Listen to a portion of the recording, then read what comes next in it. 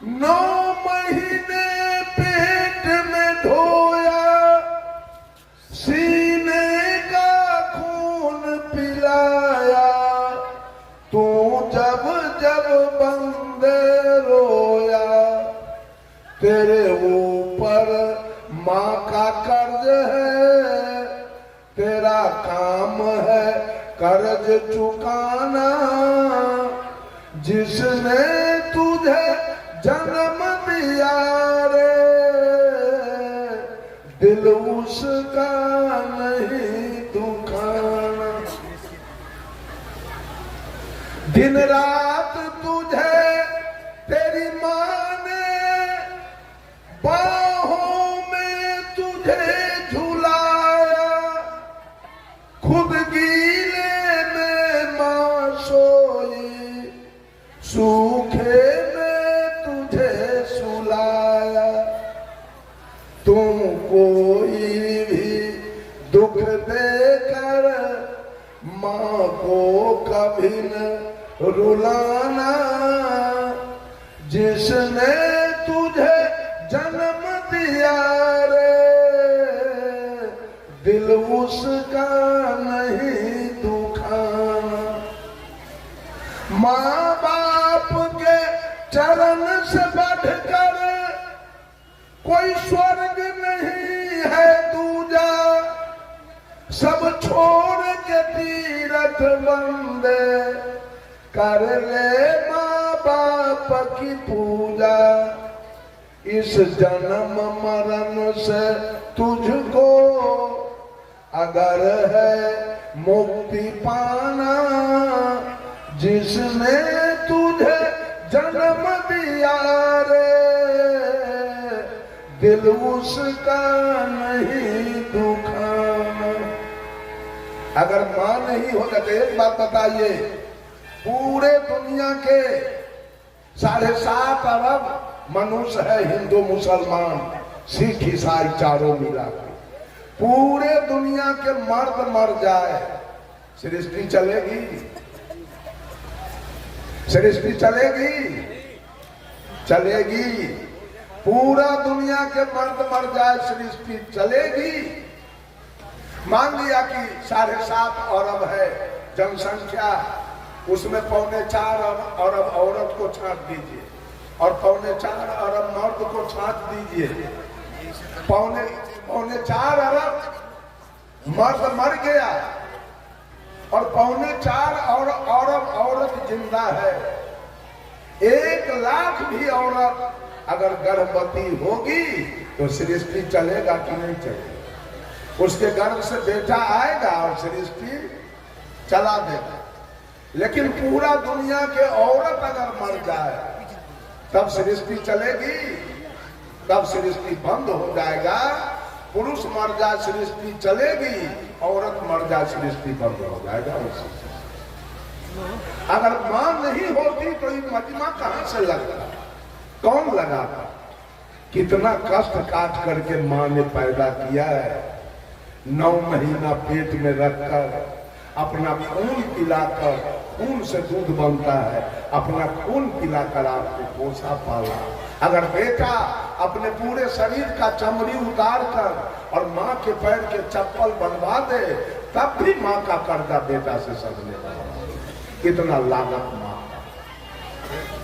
और दूसरे देवता हमारे, आपको पढ़ाया किसने? आपको किसने पढ़ाया? आपको नौकरी कौन लगाया? आपके लिए जमीन कौन खरीदा? आपके लिए मकान कौन बनाया? आपके चढ़ने के लिए मोटरसाइकिल और 4 चक्का कौन खरीद के लाया? आपके दूध खाने के लिए गाय भैंसी कौन लाया? आपका शादी विवाह कौन किया? ठीका जोत के, बटैया जोत के, मजदूरी करके, ईटा बालू सीमेंट ढो के, फाटल धोती पहनकर, फाटल कुर्ता पहनकर, ये सारा आपको किसने दिया? इसमें है हनुमान जी का लागत, इसमें है राम जी का लागत, इसमें है भोला जी का लागत, इसमें है किसी का लागत? ये औरत सब लागत किसका? अब चर्चा करती है शिव गुरु। ये महिला शिव चर्चा करती है, मैंने लिखा है शिव चर्चा एक पंथ है निकला, शिव जी के गुण गाने का, लगता इनका मुख्य भोजन है मांस मछलिया खाने। गुरु बहिनी गुरु भैया कहते, झूम झूम खूब गाते हैं, दुर्दशन दुर्भक्षी भोजन मिल मिल कर खाते हैं। त्रिशूल डमरू हाथ दिखाते, सिर को कहाँ छिपाते हैं, निर्गुण रूप को कलप कलप के मौन को खूब उलझाते। सिर से स्वयं को कहते, खुद जाग नहीं पाते हैं, महादेव को खूब जगाते, जागो महादेव चिल्लाते। बिना देहधारी गुरु ज्ञान को मोक्ष कैसे हो पाएगा, और प्रत्यक्ष जिसको देख न पाया वो ज्ञान कैसे दे पाएगा। गुरु जिंदा चाहिए कि मरा हुआ? मरा हुआ गुरु किया है, क्यों? कि मांस खाएंगे नहीं रोकेगा, मछली खाएंगे नहीं रोकेगा, दारू पिएंगे नहीं रोकेगा, सिगरेट पिएंगे नहीं रोकेगा, खैनी खाएंगे वो नहीं रोकेगा। इसलिए मरा हुआ गुरु चाहिए, जिंदा गुरु तो रोक देगा। बंधुओं, सारा लागत आपके पिता का है। भजन किसका चल रहा है? पूजा जलधारी किसका कर रहे हैं? भोला बाबा का। पूजा हनुमान जी की चल रही है, पूजा राम जी की हो रही है, पूजा कृष्ण जी की हो रही है, और बाप की पूजा नहीं हो रही है जिसने सब कुछ। माँ की पूजा नहीं हो रही है, पूजा काली की हो रही है, दुर्गा की हो रही है, सरस्वती और लक्ष्मी और भगवती की हो रही है। क्या लक्ष्मी के पेट से निकले थे? क्या सरस्वती के पेट से निकले थे? कि दुर्गा काली के पेट से निकले थे? क्या दुर्गा काली हॉस्पिटल गई थी? क्या दुर्गा काली को एटीएस का सुई लगा था? याद कीजिए उस दिन को। देवता हमारा कौन है? किसकी पूजा हम करें? किसका लागत मेरे जीवन में है? किसने मुझे कुछ दिया? तो माँ ने तन दिया, अब पिता ने धन दिया। ये दो देने वाले हैं, माँ तन दिया है, पिता धन दिया है। और हम मांस खा रहे थे, मछली खा रहे थे, तारी दारू गांजा भांग बीड़ी सिगरेट शिखर पराग खा रहे थे। हम चोरी दलाली बेईमानी घुसखोरी हत्या बलात्कार कर रहे थे। हम मिलावटबाजी कर रहे थे, दूध में पानी मिलाते थे, आटा में चोकर, घी में डलडा और चावल में कंकर। सारे पाप कर्म हम कर रहे थे। समाज में मेरी कोई प्रतिष्ठा नहीं थी। जहीं कहीं हम लात जूता खाते थे, जेल जाते थे, पंचायती में थूक चाटते थे, जुर्माना देते थे, मार खाते थे, कान धक्का उठ बैठ करते थे, कहीं दारू पी के पड़े रहते थे। इन सारे पाप कर्मों से किसने निकाला? गुरु ने निकाला। इन सारे पाप कर्मों से राम ने नहीं निकाला। आज राम के भजने वाले दारू पी रहे हैं, आज कृष्ण के भजने वाले दारू पी रहे हैं, हनुमान के भजने वाले गांजा पी रहे हैं, मांस खा रहे हैं। ये छठी माई के व्रत करने वाली औरत पारण के दिन मांस मछली खा रही है, जितिया करने वाली महिला खा रही है, होली दिवाली करने वाले खा रहे हैं। किसी ने नहीं, पाप कर्म से कोई निकालने वाला नहीं है। ये सारे पाप कर्म से जितने लोग यहाँ बैठे हैं, उस पर किसकी कृपा है? जितने लोग हैं उस पर किसकी कृपा है? गुरु जी की कृपा। गुरु ने सुधारा है, गुरु ने सुधारा है सबको। 7 दीप 9 खंड में गुरु से बड़ा न कोई, और कर्ता करे जो कर न सके, गुरु करे से हो। गुरु है बड़े गोविंद से, मन में देखो विचार, हरि सिर दे तो बार बार, गुरु सिर दे तो बार। गुरु से बड़ा देवता इस धरती पर आपको, तभी महिला सब गुरु करने के बाद पत्थर पानी के पूजा करती है। कभी कल्याण हो जाएगा, कभी होगा कल्याण। गुरु ऐसा देवता करने के बाद भी जितिया करती है, करवा चौथ करती है, कर्मा धर्मा करती है, तीज करती है, छठी के व्रत करती है, चंदा करती है, काली के पूजा करती है, दुर्गा के खोइछा भरती है। इसका कल्याण कभी हो जाएगा?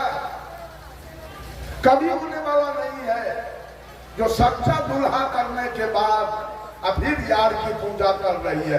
दुल्हा करने के बाद यार की पूजा कर रही है। वो कभी पतिव्रता नहीं बनेगी और कभी इसका कल्याण नहीं होने वाला। मैंने कहा माँ ने तन दिया, पिता ने धन दिया और गुरु ने ज्ञान दिया। इसके सिवा 10 मिनट का समय मैं देता हूं। अब कोई आदमी बोले कि और कोई देवता है जिसका लागत आपके जीवन में है, उसका नाम कोई आदमी बोले। ये 3 के सिवा, माता पिता और गुरु के सिवा और कोई देवता है तो उसका नाम बोलिए कि उसका भी लागत मेरे जीवन में है। बोलिए तो कोई आदमी, इसका सफाई मैं करूंगा। ये 3 देवता के बाद और कोई है? सारा दुनिया झूठ का पूजा कर रहा है। सारे दुनिया में झूठ की पूजा हो रही है, कहीं सत्य नहीं है। सत्य की पूजा है माँ की पूजा करना, पिता की पूजा करना और गुरु की पूजा करना। ये 3 देवता का लागत मेरे जीवन में है। ये तीनों ने मुझे दिया। बस चौथा ये कबीर की पहली भक्ति है। अगर आप अपने को हिंदू कहते हैं, कबीर के नजरों में कोई हिंदू, कोई मुसलमान, कोई सिख और कोई ईसाई नहीं है। कबीर ने सबको मानव कहा, कबीर ने सबको इंसान कहा, कबीर ने सबको मनुष्य कहा, कबीर ने सबको आदमी कह के पुकारा। कबीर के नजर में कोई हिंदू मुसलमान नहीं है, सब मानव। लेकिन अगर आप अपने को हिंदू कहते हो तो हिंदू का मुख्य ग्रंथ क्या है? हिंदू का मुख्य ग्रंथ वेद। और वेद ने किस देवता को माना? वेद ने नहीं कहा राम देवो भव, कृष्ण देवो भव, ब्रह्मा देवो भव, विष्णु देवो भव, महादेव देवो भव, काली दुर्गा देवो भव। वेद ने कहा मातृ देवो भव। वेद ने कहा मां देवता है। वेद ने कहा पितृ देवो भव। वेद ने कहा पिता देवता है। और वेद ने कहा आचार्य देवो भव। वेद ने कहा गुरु देवता। सुन लीजिए सब लोग कान खोल कर, इस 3 देवता के अलावे अगर किसी का पूजा करते हैं तो आप नरकगामी बनेंगे। आप लिख लीजिए, आपको नरक जाना होगा, क्योंकि बकिए जितने हैं सब झूठ है। सच्चा देवता इस धरती पर यही 3 है, माता पिता और गुरु। ये तीनों का लागत है आपके जीवन में। तीनों ने आपको कुछ दिया है। ये श्रद्धा भक्ति है। सदगुरु कबीर कहते हैं कि श्रद्धा अगर रखो तो अपने माँ के प्रति, श्रद्धा रखो अपने पिता के प्रति और श्रद्धा रखो अपने गुरु के, तब तुम्हारी भक्ति कारगर है और तुम्हारा कल्याण होगा। और दूसरी भक्ति है सदगुरु कबीर का प्रेमा भक्ति। प्रेम किसके प्रति रखा जाए? बंधुओं, कबीर साहब ने कहा पोथी पढ़ी पढ़ी जगमुआ, पंडित भयान को ढाई आखर प्रेम का, पढ़े सो पंडित हो। शाह कबीर ने कहा जगत में पंडित कहीं मैंने देखा नहीं, कभी देखा नहीं पंडित। आप लोग कहेंगे इतना तो पंडित है जगत के अंदर। सदगुरु कबीर के नजरों में कहीं पंडित है नहीं। उन्होंने कहा ढाई आखर प्रेम का, जो पौरा संयुक्त एकार मोहलंत, जो प्रेम का पाठ पढ़े वो पंडित है। पढ़ पढ़ के सब घुसखोर हो गया, पढ़ पढ़ के चोर हो गया, पढ़ पढ़ के बेईमान हो गया, पढ़ पढ़ के सब जातिवाद कर रहा है, संप्रदायवाद कर रहा है, छुआछूत कर रहा है। पंडित एक भी नहीं। पंडित कौन होगा? जिसके अंदर प्रेम है, जीव मात्र से प्रेम, वो पंडित है। प्रेम कैसा होना चाहिए? मैंने सोचा प्रेम तो पति पत्नी के बीच है, प्रेम तो साला महनोई के बीच है, प्रेम तो ससुर दामाद के बीच है, प्रेम तो पिता पुत्र के बीच है, प्रेम तो सास पुतोह के बीच है, प्रेम तो गुरु चेला के बीच है। ये सदगुरु कबीर कौन प्रेम की बात करना चाहते? ये प्रेम है क्या? बंधुओं, सदगुरु कबीर के विचार के अनुसार प्रेम कहीं लेश मात्र नहीं है धरती पर, प्रेम है ही नहीं। वो प्रेम कौन है? एक आदमी इसी तरह सत्संग कराया, जब सत्संग समाप्त हो गया तो गांव के जाने माने एक व्यक्ति, संभ्रांत व्यक्ति जो सत्संग में नहीं आ सके, कल हो के व्यक्ति गया कहने, चाचा जी आप कल मेरे सत्संग में क्यों नहीं आए? वो व्यक्ति कहा, बेटा कल मैं एक पंचायती में चला गया इसलिए नहीं आ सका। तो वो आदमी पूछा, पंचायती कैसी थी? कहा, एक लड़का एक लड़की में प्रेम हो गया, उसी की पंचायती थी, उसी पंचायती में हम चले गए। वो आदमी कहा, प्रेम में पंचायती की क्या आवश्यकता थी? पंचायती को झगड़ा में, लड़ाई में, चोरी में, दलाली में, घुसखोरी में, बेईमानी में, हत्या में, बलात्कार में पंचायती होती है।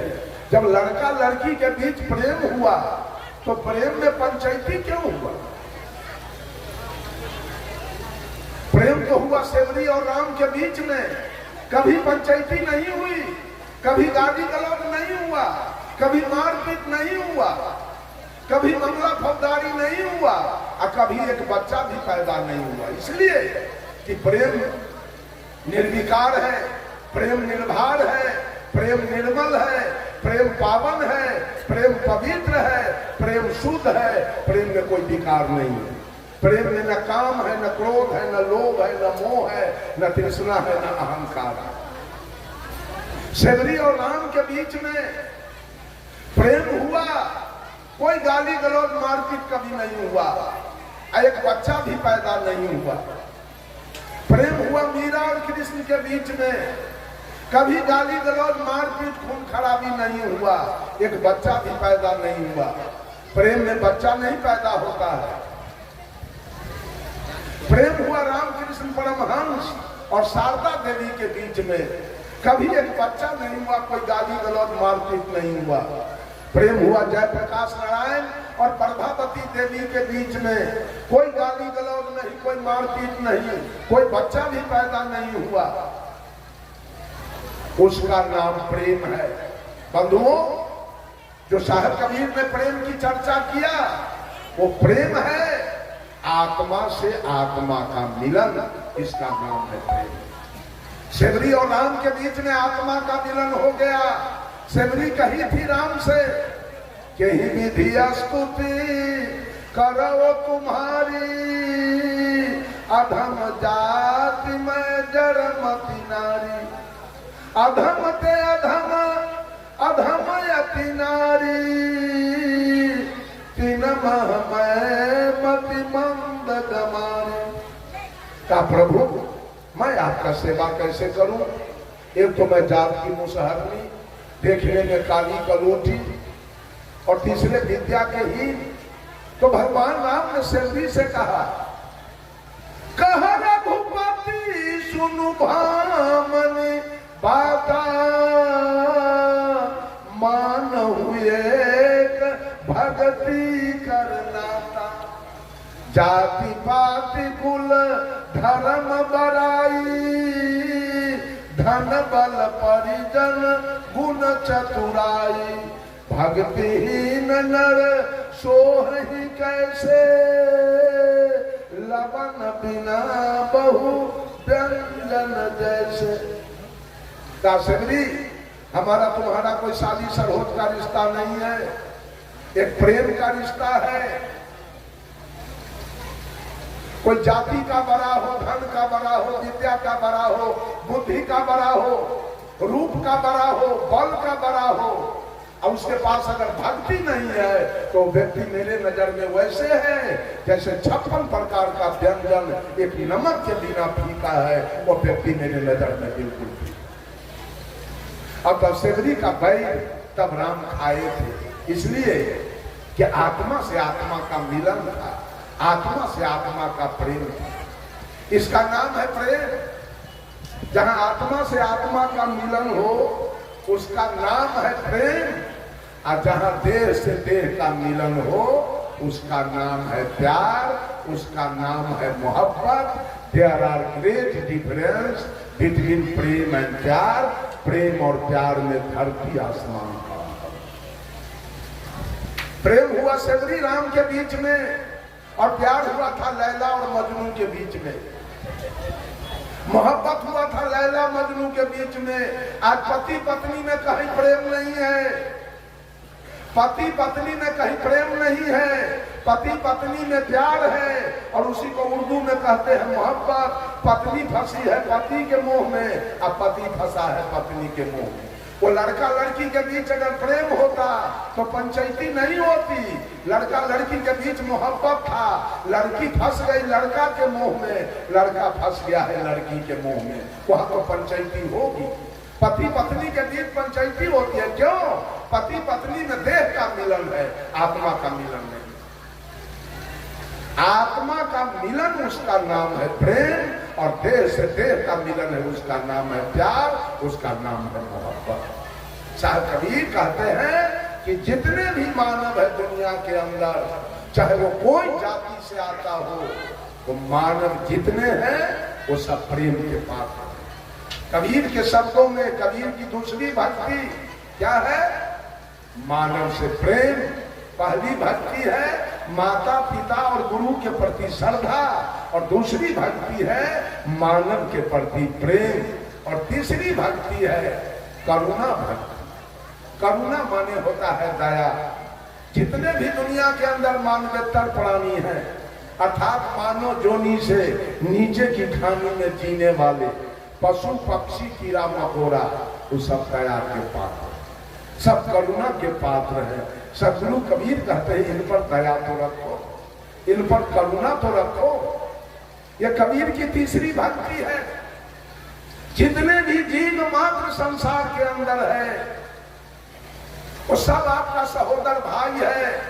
जितना भी जीव शरीरधारी है वो सब आपका सहोदर भाई है। एक पिता के 7 पुत्र है, कोई इंजीनियर हो गया, कोई डॉक्टर हो गया, कोई कलेक्टर हो गया, कोई बिजनेसमैन हो गया, कोई गृहस्थ हो गया, कोई मजदूर हो गया, कोई भीख मांग रहा है।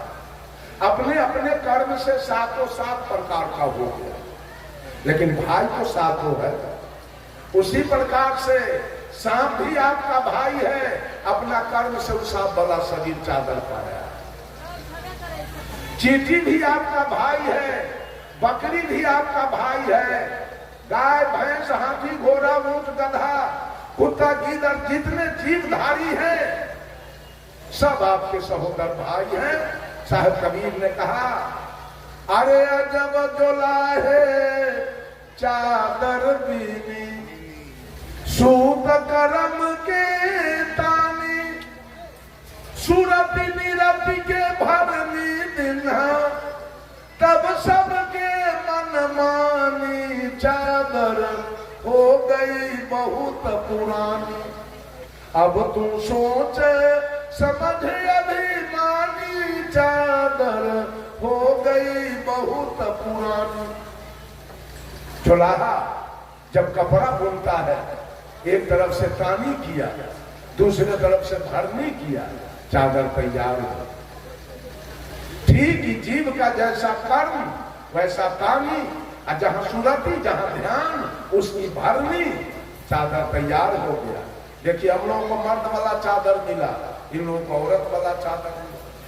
किसी को गाय वाला चादर मिला, किसी को भैंस वाला चादर, किसी को कुत्ता वाला चादर, किसी को गीदड़ वाला चादर, किसी को विशाल हाथी वाला चादर, किसी को चींटी वाला चादर। सब अपना अपना कर्म से चादर पाया है।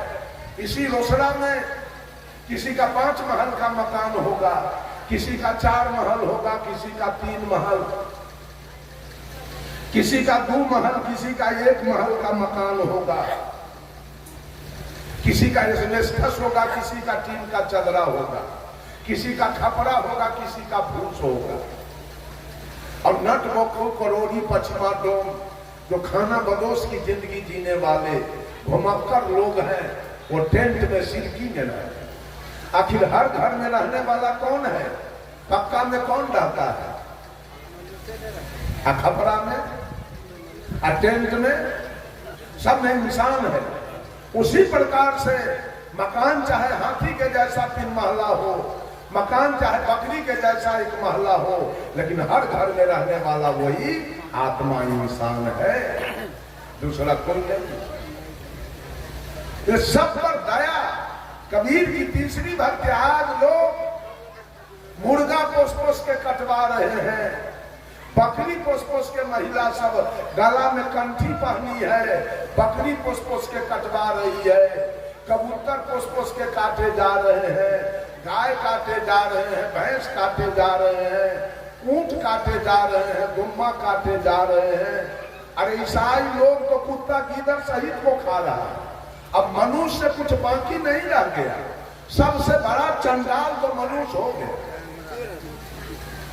सबसे बड़ा चंडाल मनुष्य हो गया। क्या भक्ति करेगा, क्या मुक्ति करेगा, क्या कल्याण करेगा, क्या सुंदर सब समाज का निर्माण करेगा? जीव मात्र पर दया,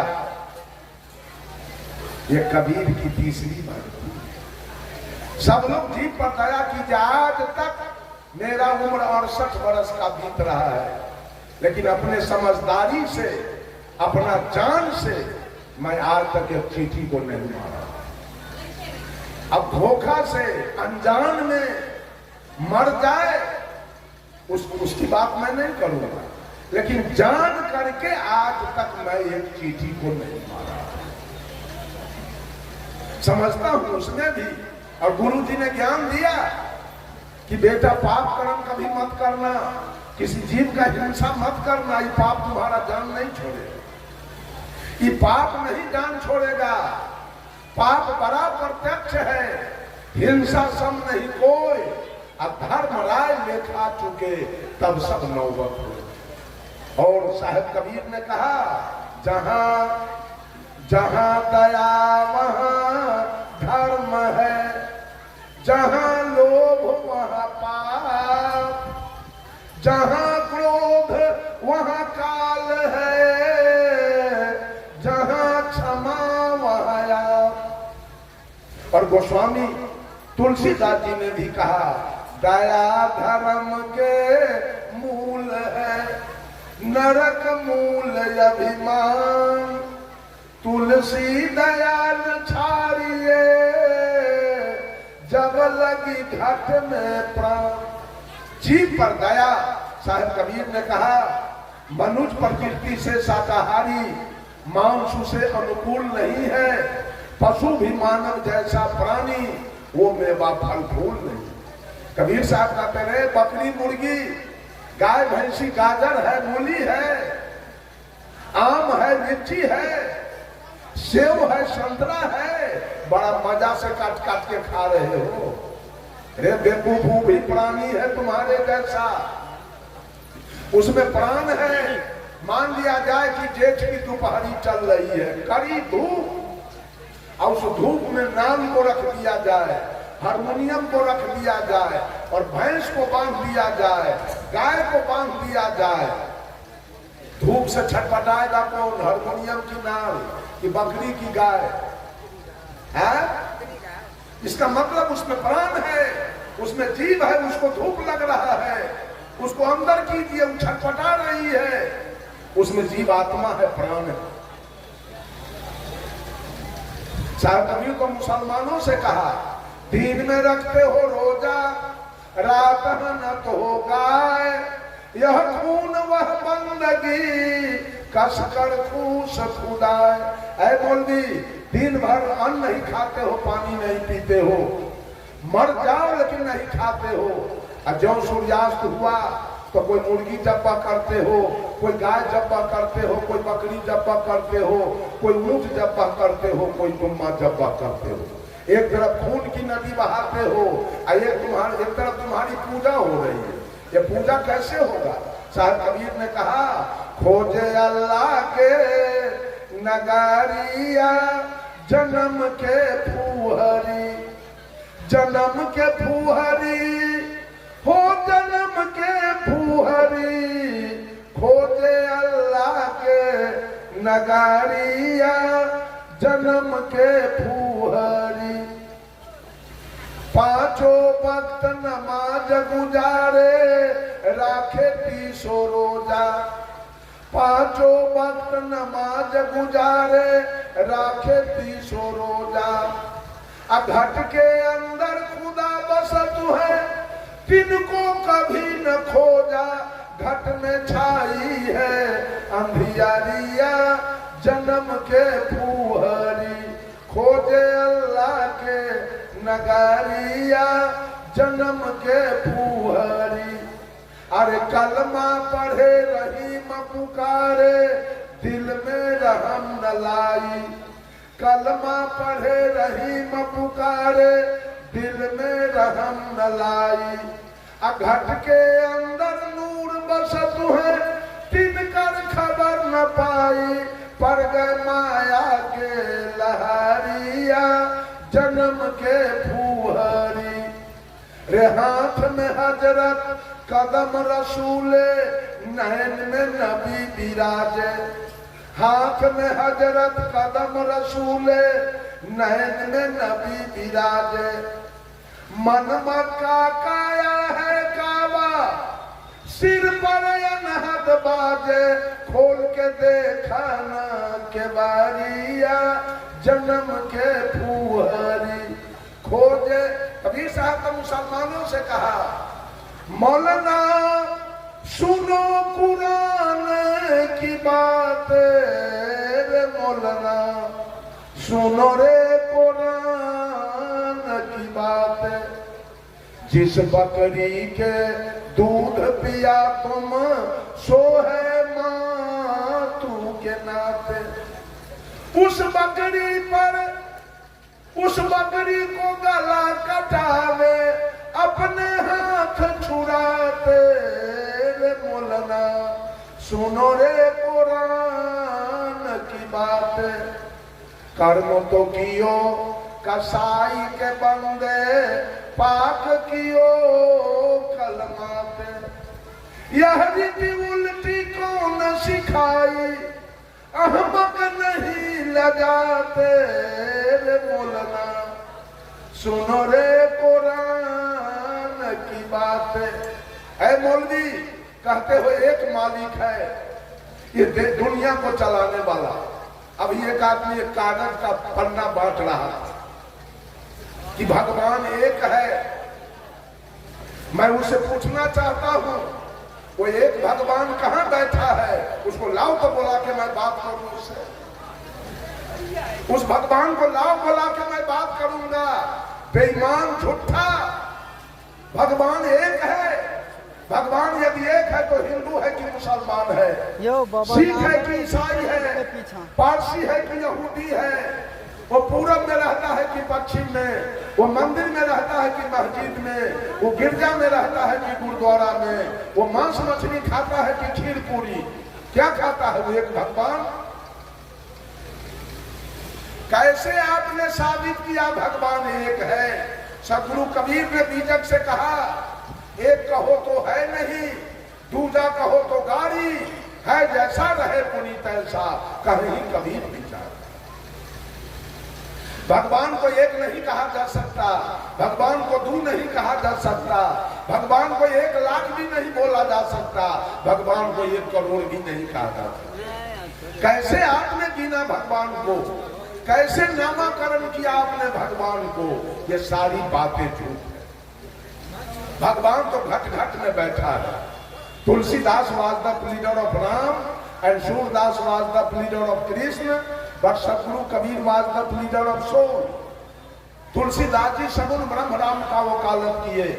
आज भी लोग माटी पत्थर शीशा धातु के राम सिया बना के पूज रहा है।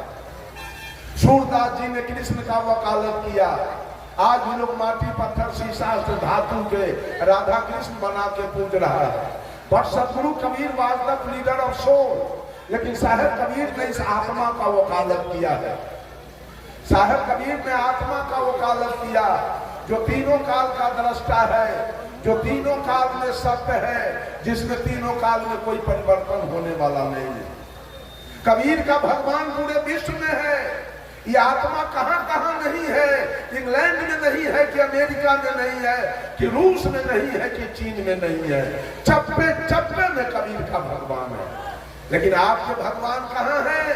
राम नहीं है चीन में, कृष्ण नहीं है इंग्लैंड में, महादेव जी नहीं है अमेरिका में, कहीं नहीं है। लेकिन कबीर का भगवान पूरे विश्व के अंदर ये आत्मा बैठा हुआ।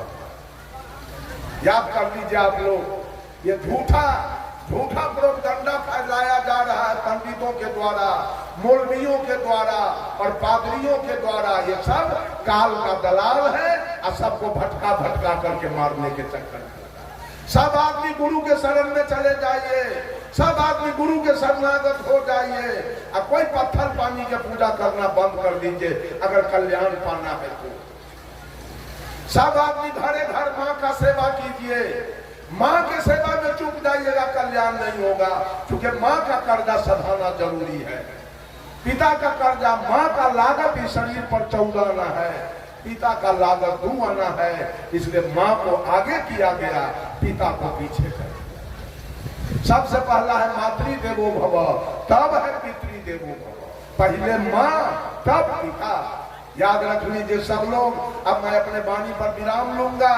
अगर भक्ति करना है, पूजा करना है, जीवन में सुख शांति लाना है, जीवन का कल्याण करना है, तो श्रद्धा भक्ति में आ जाइए। और श्रद्धा भक्ति का मतलब है माता पिता और गुरु की भक्ति कीजिए। दूसरी भक्ति प्रेमा भक्ति। किसी को चमार मत कहना, किसी को दुसाध नहीं कहना, किसी को डोममेस्टर मत कहना। सब इंसान है, सब मानव है। तुलसीदास जी लिख दिए रामचरितमानस में, आत्म अनुभव सुख सुप्रकाशा, तब भव मूल भेद भ्रम नाशा।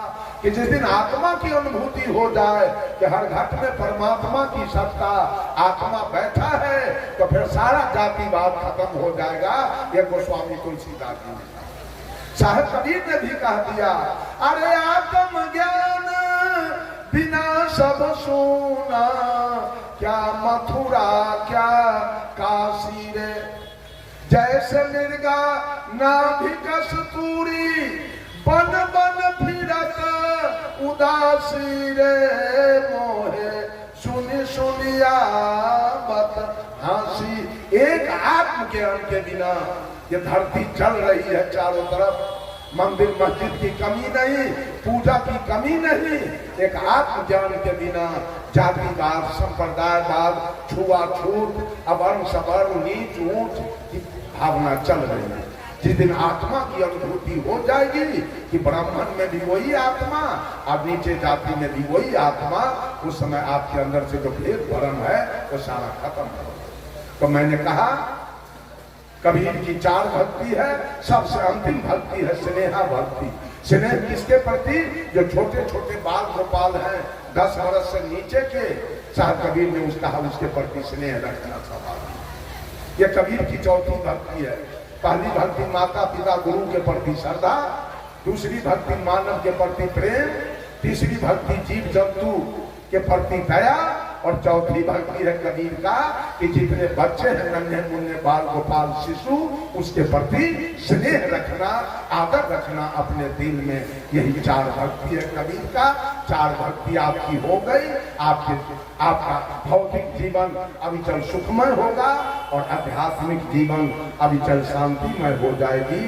आपका कल्याण हो जाएगा, आपका मोक्ष हो जाएगा, आपकी मुक्ति हो जाएगी, आपके जीवन में सुख शांति आ जाएगी। सर्वे भवन्तु सुखिनः, सर्वे सन्तु निरामया, सर्वे भद्राणि पश्यन्तु माँ कश्चित् दुःखभाग् भवेत्। सभी लोग सुखी हो, सभी लोग निरोग हो, सभी लोग स्वस्थ हो, सबका कल्याण लाभ हो, सब परस्पर आदर भाव से जिए। इन्हीं कुछ शब्दों के साथ अपने वाणी को देता हूँ विराम। बोलिए सतगुरुदेव की, बोलिए महंत ठाकुर साहेब की, महंत अवध साहेब की, महंत काशी साहेब की और वर्तमान महंत दीप नारायण साहेब की। प्रेम से बोलिए।